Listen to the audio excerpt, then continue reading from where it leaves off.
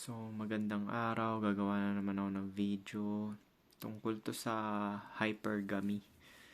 So, marami naman ng ano yan eh. Marami ng topic yung hypergamy na yan. Pero, yun, ganun pa rin. Babalik pa rin tayo sa basic. Hindi makikipagrelasyon ang babae kung wala siyang mabe-benefit or mapapala sa'yo. Uulitin ko. Sakop pa rin to ng hypergamy. Hindi makikipagrelasyon ang babae kung wala siyang mapapala or mabe-benefit sa'yo. So, yun lang yun. So, marami nagsasabi, bakit yung mga one night stand, yung mga ganyan, yung mga one night stand na sinasabi nila. Bakit doon? Wala naman sila mapapala doon. Unang-una yung one night stand na yan, considered as relasyon pa rin yan. Bago mangyari yan is trip na nung babae. So, yung base sa looks, ano bang nun? Ibig sabihin nun, hypergamy sa looks. Ibig sabihin, trip niya yung lalaki dahil gusto siya nung babae dahil sa looks niya. Kaya siya nagpa-tira or nakipag one night stand. Kasi sila naman namimili, 'di ba? Sa dating app pa lang konti lang yung mga lalaking nasa swipe, 'di ba? Yung mga pogi lang talaga. So doon, willing sila makipag one night stand. Syempre, yung mga lalaki na yon, mga pogi na yon, hindi lang naman pogi yung yung alas ng mga yon. Syempre malamang dahil sa halo effect ng pogi, meron pa rin yung nangyayari sa buhay nila, hindi lang yung kapugian nila. Kuwari, may mga status rin yan. Malimit ka lang naman makakita ng mga pogi talaga na below talaga sa bottom yung mga talagang tamad na talaga. Karamihan naman mga pogi, mga may trabaho kahit papaano. Hindi naman yun talagang bum na bum. Merong totoo yan, nangyayari yan, pero mga pipili lang doon is yung mga talagang pangit na babae, yung bottom of the barrel, which is yun yung priority nila, yung genetic. Actually, pag napili ka ng pangit na babae, ibig sabihin pogi ka, kasi iba yung like ng pangit na babae. Hypergamous sila sa looks. Syempre mas gusto nila na magkaroon sila ng anak na normal or maganda yung yung lahi. Kaya nga 'di ba usong-uso yan sa kwentuhan ng mga marites, 'di ba? Yung magpalahi, mga katulong, kwentong katulong ganyan, mga nasa kalye, mga marites. Ito nagpalahi lang to, yung mga ganyan. Sa mga kanto, 'di ba? Ganun yung usapan ng mga marites mga magpalahi. So, yung mga once na nakipagrelasyon babae sa'yo, hypergamy pa rin yung umiiral dyan. So, yung hypergamy na yan, 24/7 yan. So, depende na lang yan sa dun sa babae, kung ikaw talaga yung pinaka-best option niya. So, kagaya nito, yung ka-LDR ko ngayon, ako yung pinaka-best option niya. Kasi yung mga dumidiskarte sa kanya, mga katrabaho niya na minimum wage earner lang din, tapos below pa yung itsura sa akin. So, parang nagsettle na lang din siya kasi kahit na matanda ako, pumapalag pa itsura ko, tsaka mas marami yung mas malaki kita ko dun sa mga dumiskarte sa kanya dalawa. So, isa rin yun, magiging honest sila sa'yo kasi magiging honest sila sa'yo kung kwento niya talaga lahat. Kasi nga, ikaw yung pinaka-best option niya. So, ito na naman yung another example ko, yung ka-FWB ko. Kasi 27 siya, di ba? Kaka-28 niya lang. So, di ba ayaw na niya sa akin kasi nga, hypergamy. Dun siya sumama dun sa isa. Although, sa akin niya binigay yung mabilis na SEX kasi nga, nandito lang naman ako sa bahay, magkaano lang naman kami, iisa lang yung tirahan namin na flat. So Tsaka, ako yung mas may itsura kaysa dun sa ine-entertain niya ngayon. Pero, nagustuhan na rin niya yun kasi ginagala siya. Ibig sabihin, hypergamy pa rin yun. Pero, trip niya yung itsura nun kahit papano. Sinabi niya nga sa akin, dilaw daw yung mata. Ewan ko na lang. Tapos sabay medyo kahawig niya rin yun eh. Kaya hindi na rin ako nagdududa na baka sila magkatuluyan. Kasi medyo magkahawig sila ng mukha eh. Malaki mata. Tapos mahilig pa sila na gumala. Baka soulmate niya yun. Kaya wala na akong pakialam dun. So, yun nga. Syempre ginagala siya nun. Hinahatid sundo. So, nawala na siya ng gana sa akin. Kasi nga, meron na siyang bagong i-entertain. Tsaka ako, pinayagan ko naman din yun eh. Kasi, ang katuwiran ko, basta nakalibre ako, okay na yun. Basta pag nakalibre na lang ako, pwede na sa akin yun. Biruin mo, less effort, wala ka namang ginawa, di ba? Nandito ka lang. Tapos, naka-apat ka, no? Sa apat na yun, tatlo parate. Di sulit ka na rin. Tapos, hindi ka na rin mahirapan i-dispatch siya kasi nga, siya na rin umalis eh. So, yun yung sinasabi ko na hypergamy. 2 beses nangyari sa akin to eh. Kasi hinahayaan ko lang sila eh. Ganon kasi ako eh. Kasi hindi ako nakikipag-compete sa ibang lalaki. Parang gusto ko higitan sila. Kasi prinsipyo ko, kung hindi ka talaga mag-i-stay, kahit anong gawin ko pa, wala talaga akong magagawa. Kasi yun talaga nature ng tao eh. Maghahanap pa rin yung talagang pinaka-best na option. Kahit naman ako, papiliin ako yung 30 sa 24. Mas pipiliin ko yung 24. Siyempre, yun yung dinidikta ng genetic ko eh. Yun talaga yung dinidesire ko eh.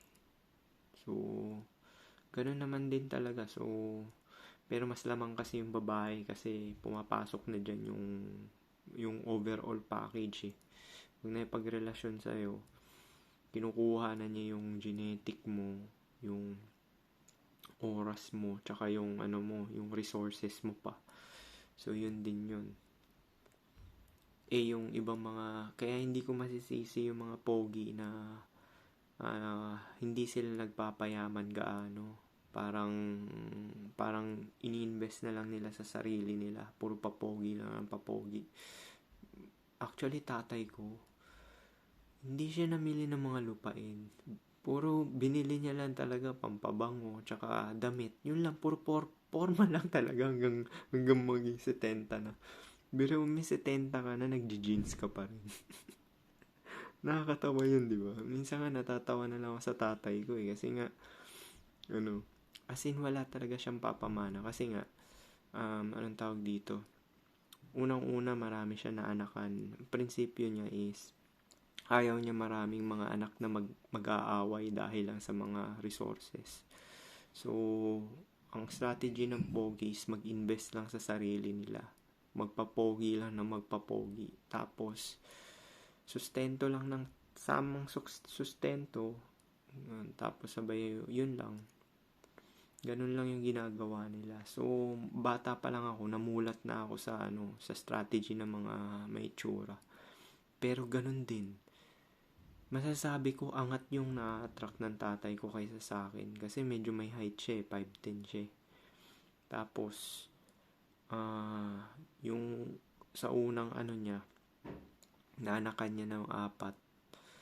Bago kami, matatangkad din yung mga lalaki. Mga 5'9", 5'8", ganun. Ako lang pinakamatangkad, 2 lang kami. So, yun. Pero, pag tinignan ko yung mga babae, isa lang yung commonality nila eh.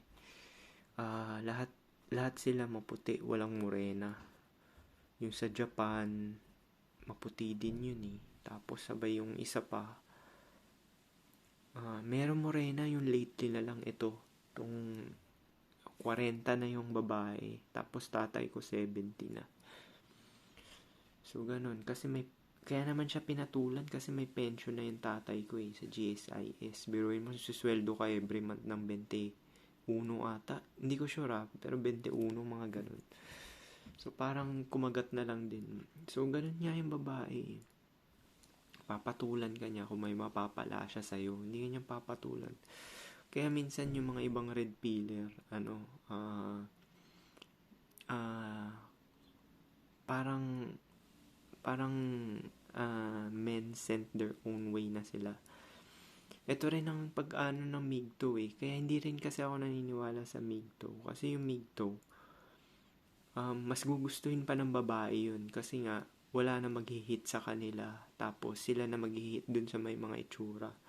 So ano bang pagkakaiba ng Migto sa incel? Diba yung Migto is as in wala talagang relasyon. As in solo lang talaga, para monk mode.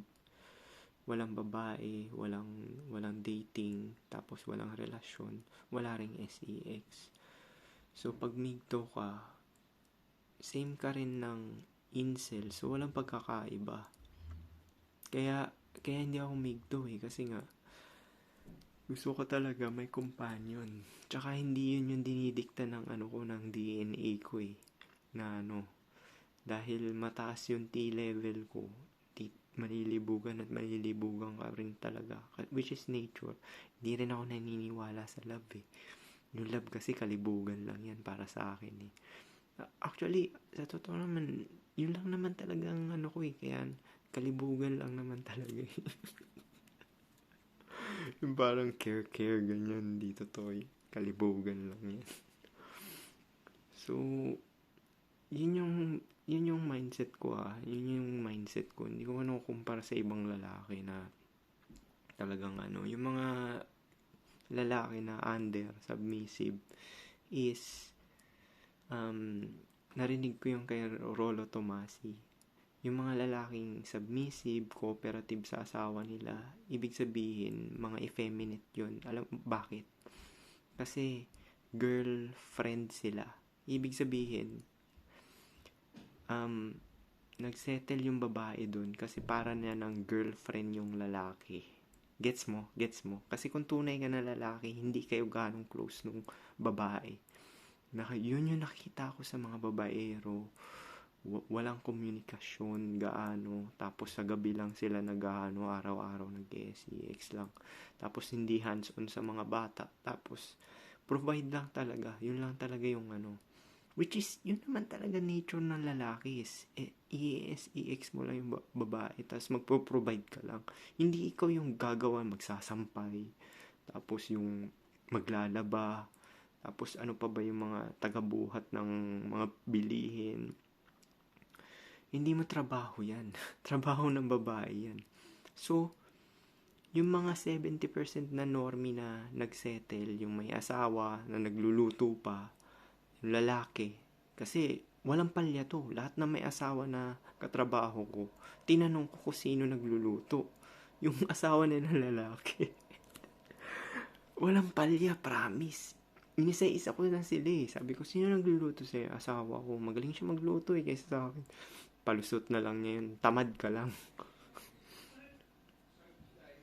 So, yung na yun. Kasi kung gusto ka ng babae, kahit hindi siya marunong magluto, promise, aalamin niya yan para sa'yo. Matututo siya para sa'yo. Gagawin niya lahat. Kung hindi siya marunong maglaba, dahil gustong-gusto ka niya, aaralin niya yan para sa'yo. Basta ipiplease ka niya, ganun. Ganun yung pagkakaiba nung mga playboy na lalaki, yung maraming babae, kumpara sa mga lalaki nagsettle, yung mga lalaki may asawa at anak. Yun nga sila, may curfew pa nga sila Tapos tawag pa nila sa misis nila, commander. May oras pa sila. Bawal din silang lumabas. So, ibig sabihin, hindi sila tinatrato ng babae as alpha. Ang trato sa kanila is girlfriend. Girlfriend sila. Sabi nga ni Rolo Tomasi, sila ay girlfriend. So, ako ba, nakikipag-usap ba ako sa mga katrabaho ko na babae? Hindi. Kasi ayoko ng hindi ko sila tinatratong girlfriend. Yung friend na sinasabi ko. Kasi once na magka-close kayo ng babae, yung parang palagayan ng loob, naglalandian kayo ng ganyan, friend zone yun. Ibig sabihin, girlfriend ka niya. Girlfriend ka. Girlfriend. Ang treatment niya sa'yo, hindi as boyfriend. Girlfriend. Ibig sabihin, effeminate ka. Effeminate. Mababa yung testosterone level mo. Kasi kung tunay ka na lalaki, hindi ka makikipag-usap gaano sa babae. Kasi nga, may chance na pwede mo siyang amoy-amoyin. Tapos, yung normal na treat, iba to sa trabaho Yung sa trabaho, normal lang yun. Hindi ka naman lilibugan nun. Pero ang sinasabi ko, yung boundary ng male and female. Magkaiba kasi talaga ang male and female. Pag may incommonality ka dun sa babae na na kunwari, basta mararamdaman nyo yun yung girlfriend yung treatment dun sa lalaki. Yan, yung mga may asawa, yung kasal, yung 70%. Hindi nila husband yun, girlfriend nila yun. Yung asawa nila lalaki, girlfriend nila yun. Kasi sila rin yung nagluluto, hatid sundo, tapos ano pa ba ginagawa? Kaya hindi ako nahihinggit dyan sa mga na yan sa mga may asawa na yan may mga 70% na kasal na yan. Kasi alam ko talaga, minsan nga kinukumpara ko sarili ko sa kanila Sabi ko, bakit ito? Meron naman silang asawa na babae, diba? Syempre babae, lalaki yung katrabaho ko, kunwari. Hindi naman sila pinipreselect. Ako girlfriend pa lang, meron pang gusto mang agaw sa akin. Yun yung iniisip ko. Hindi ko talaga magets yun. Sabi ko, kasi iniisip nila, pagka may asawa ka, mapipreselect ka na. Hindi guarantee yun. Ang preselection is base sa itsura talaga. Kasi, karamihan ng mga katrabaho ko, hindi naman sila inagaw ako nung 24 ako, nagtatrabaho ko doon sa hospital doon sa Pilipinas. May girlfriend ako noon. Yung katrabaho kong isa, laging may spark. Tapos, yun yumayakap ako. Nakita nyo yun, pinost ko yun Yung nakaganon yung ulo niya dun sa balikat ko. Dinate ko yun. Binigyan ko yun ng chance. Dinate ko yun isang beses. Kaso naburingan talaga ako. So, hindi ko na tinuloy. Pero, tapos sabi niya pa nga sa akin, SEX lang daw yung habol ko sa kanya. Talaga. Yun lang talaga habol ko. Kung submissive siya. Hindi. Hindi Gusto niya kasi, ano-anuhin ko siya. Ang boring Siyempre, pagka boring din, mawawalan ka rin ng gana. Imbis malibugan ka, mawalan ka ng gana. So, yun. Yun lang yung sinasabi ko na yung hypergamy. Hypergamy ng babae. Tapos yung girlfriend treatment ng babae sa mga asawa nila. Na kung makikipag-SEX man sila dun sa asawa nila, may mga condition yan na consistency, ibig sabihin. Kaya nga yung mga consistent, di ba pansin mo yung mga babae nagrereklamo sa sa tawag dito, sa mga social media, di ba? Sabi nila, sa una lang naman magaling yung mga lalaki. Pero ang tinutukoy nila dun yung mga pogi. Kasi hindi naman consistent yung mga pogi. Sa una lang talaga magaling. Na kasi nga nagfe-fade na. Kasi nga nakukuha na nila yung gusto nila. So maghahanap na naman sila ng bagong chicks. So pagka ganun, hindi na consistent kasi nga may bagong chicks na rin na Pero ang disadvantage kasi sa lalaki, wala ka ganong gagawin. Hindi ka gaya ng babae na hypergamous. Ang babae kasi iiwan ka niyan. Once na may bago siyang nakuhang best option, kuwari ikaw, hindi ka, kaya pag nasa relasyon ka, dapat hindi ka ganong kampante. Hindi ko naman sinabi na magpakasimp ka. At least alam mo lang man yung game. Na ganito, hindi ako yung best option niya eh. Okay lang. Yung ganun na mindset, yung alam mo yung game, yung nangyayari. Mahirap kasi pag hindi mo alam yung nangyayari eh. Lalo na hindi mo alam yung hypergamy sa looks. Kagaya ni Koy Koy, dinideny niya talaga yung hypergamy sa looks. Dinideny niya yan. Sabi niya, kada ka-podcast nga, alisin na natin yung pogi na yan. Kasi hindi siya pogi. Hindi ko siya tinitira, pero normie siya. Kasi nagkaroon siya ng dalawa eh. Ibig sabihin, trip pa rin siya nung ano. Pero yung sinasabi ko na ano, na nagdi-deny sa looks is, yun yung mga lalaki na in denial talaga na mas makapangyarihan talaga yung itsura. Kasi maraming beses ko na nakita yan. Nangyari din sa akin yan. Na ano, nangyari din sa akin yan na kahit na may girlfriend ako, girlfriend pa lang yun kasi hindi naman ako nagpakasal eh. Yung 11 years na yun, biruin mo, puro girlfriend lang yun, 11 years yun 21 hanggang 33. Biruin mo yun, 21 hanggang 33. Walang dry spell yun. Yung kinikwento ko sa inyo na ano, walang dry spell yun. So dun pa lang, sulit na. Para na rin ako nag-anak nun eh, pero hindi ako nag-anak, girlfriend lang. So yun yung sinasabi ko sa inyo na kinikwento ko yung experience ko sa inyo para may idea kayo ng nangyayari. Kung hindi kayo na black pill, yan yung kuwari mag-i-invest ka masyado sa babae. Bigay ka ng bigay. Tapos yung return of investment, SEX lang. Hindi pa cooperative. Tapos, syempre pagka ganun lang, hindi niya ginagawa, hindi kanya pinagsisilbihan, ibig sabihin, hindi kanya respetado. Ang treatment niya sa'yo mababa. Kung sino yung nag-e-effort, sino yung submissive, siya yung siya yung may genuine desire dun sa kabilang partner. Kasi ang relasyon naman, di naman talaga balance yan eh. So, paano yun lang siguro, peace.